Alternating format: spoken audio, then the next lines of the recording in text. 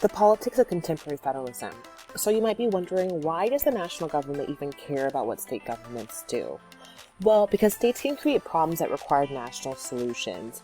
So you might think of examples we've discussed, like gay marriage or marijuana, right, as issues that we know, at least previously with gay marriage, it was distinct state by state until there was a nationwide resolution. And similar, you could propose that because marijuana legislation is different based state by state, that the result is that it can create problems between the states. It can create problems on how the states actually deal or respond with the issue of marijuana. And even within the states, you can have a state where you have medical and recreational marijuana be legal, like the state of California, but still have it be illegal federally. So then what about the different state forces, like the different kinds of police, local police versus federal police? What happens when there are federal police in California who are looking into marijuana? And yet, statewide, it's something that's fine. Federal-wide, but you see there can be very different results both among states and also within states, even if the state itself has said it's legal. In these situations, there can still be issues with the federal government. So, what is one way that the federal government can get the states to comply with its regulations? Right? What that question is asking is, when the federal government comes up with a new rule, for example, rule, law, approach, how does it get the states to actually adhere to and follow those rules? Well, one way it does that is tying grant money to compliance. So if you follow this rule, you can get grant money, right? So it ties money into following that rule. All right. So for example, there are different kinds of grants, right, that are given out, right? Access to funds. Here are different kinds: a categorical grant, a block grant, and an unfunded mandate. Okay, a categorical grant that has detailed instructions, regulations, and requirements for how to do the thing, right? For example, the interstate highway, those are detailed instructions and regulations and requirements for how to create that, and in exchange for doing that to get funds to actually create the highway. Okay. Another example is a block grant. A block grant. This gives states more freedom in using federal funds in broad policy areas, right? So it may not be for a specific project, but in a particular area of policy. And another option is through an unfunded mandate. Okay. Now this is a federal order mandating states operate and pay for a program created at the national level. One example would be the Real ID, right? The new IDs in the different states that have its Real ID. What does the change actually look like? I have a Real ID card. I'm trying to think what's changed. I think there's new holograms on the card as well, but that was an unfunded mandate, right? That's a federal order telling the states that they have to create this new ID and that they have to pay for it or figure out how they're going to pay for it.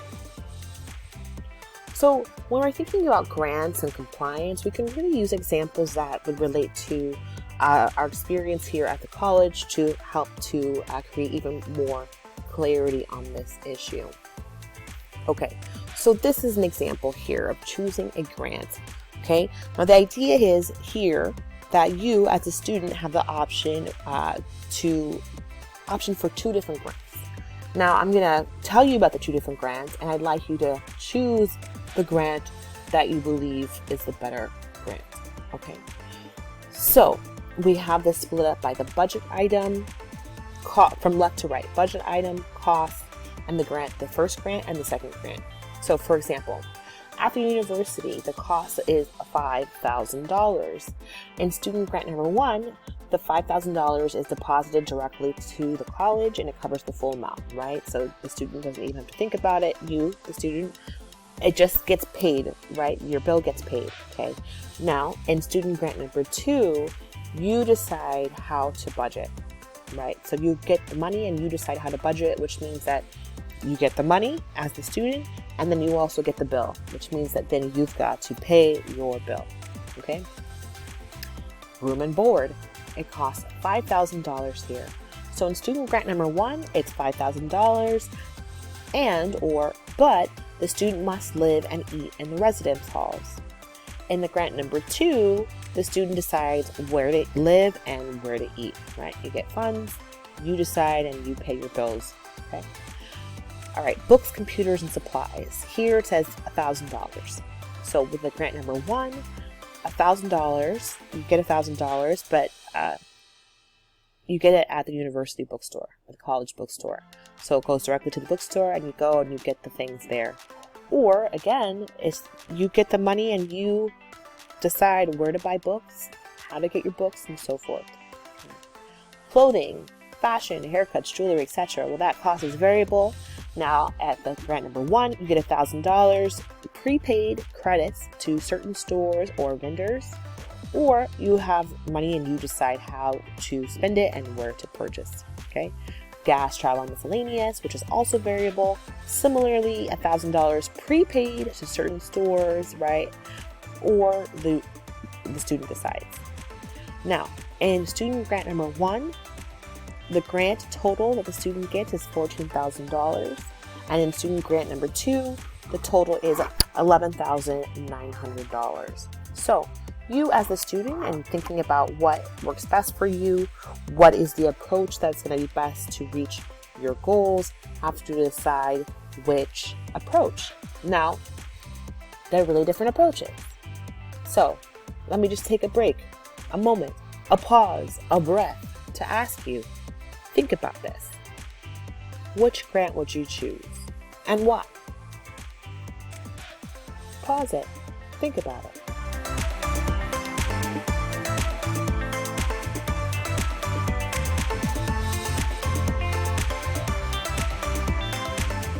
Questions you might ask yourself as you come back. Now, is the goal of the grants better matched with the categorical type grant, which would have been student grant number 1, or the block type grant, which would have been student grant number 2? Now, it depends on the goals of the students. Now, if the goal of the students is to produce successful students, how would each perform? And also, how would you measure success here? How successful will student grant number 2 be to its core mission if the student does not budget well and has to drop out, or if they do not perform as well because of the efforts to round up supplies, meals, and the like? Now, everyone's different. Some folks have been budgeting and learned to budget since they were probably young, and others have not, right? So think about it. What is the right approach for you, right? What do you think would be the right approach for the student based on their goals? Which in this case, we imagine their goal is to complete school and to graduate. So think about it. Which makes the most sense? So, when you're thinking about federalism and grants, you can actually look to see how these grants have been divvied out and to whom and which state.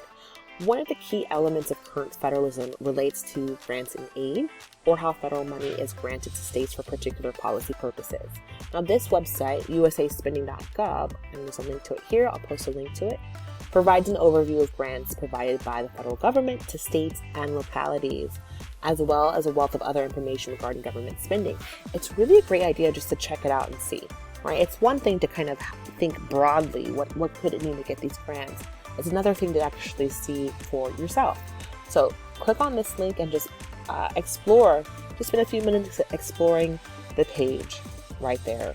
What did you see about what did you see about these grants? What's the impression you got about these kinds of grants from the federal government to the states or localities? Okay. And then you might ask yourself, what can you conclude about the relationship between the federal government and state and local governments from the available data concerning federal spending on grants over time? What can you conclude here? Pause the video here, check out the website, and come back. Let us know. Now, there's so many issues through which we could take this discussion through. I've got links in the video here that I'll post and link to YouTube here. One example will be the case of sanctuary cities.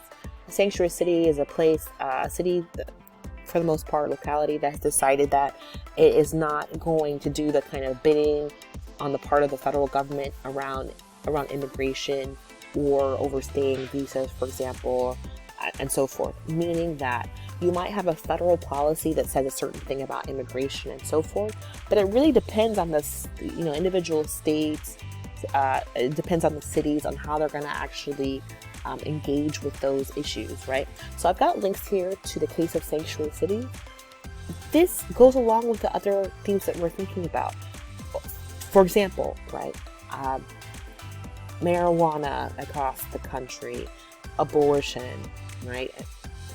These examples of how these issues are treated in different places, different laws, different approaches, and what's the potential effect of having these really different approaches across the states, right? Something really to think about. Pros and cons of federalism, and sure, there's got to be more than this, but just to kind of sum it up quickly. One of the pros of federalism is that there's this, at least perceived that there's more protection for individual rights. And sure, I'm thinking part of the right of the person, the individual, but also the rights of groups of people, right? The group of people that decided to live in Alabama, California, Tennessee. Now, that language suggests that you had choice, right? We wake up as children and we live where we live, right? It's not like we're choosing. However, right, it suggests that folks in those states, as organized really along lines as we saw in the Constitution, are able to have rights that, in theory, make sense to their state or locality. A con of federalism, well, what if there are bad policies? What if there are bad laws, right? What do you do about that? Another pro, it encourages political innovation, diffusion, and competition, right? But a con is that there could be inequities across the government and a race to the bottom, right? Whether that be to not spend, or if you don't have funding to spend in your state, or a race to the bottom could be like thinking a race to the bottom. Examples would be the different amounts of money spent per child to educate them in K through 12, right? Now, states spend a different amount of money per child that will vary between Texas to Alabama to California to Nevada, right? They spend different amounts per child, which means that somebody's at the very bottom, right? Addition, we could think about examples using COVID, right? Hospitalizations, and hopefully many other examples to highlight what happens with these systems, right? And these different approaches, okay? All right. I'll leave this video here.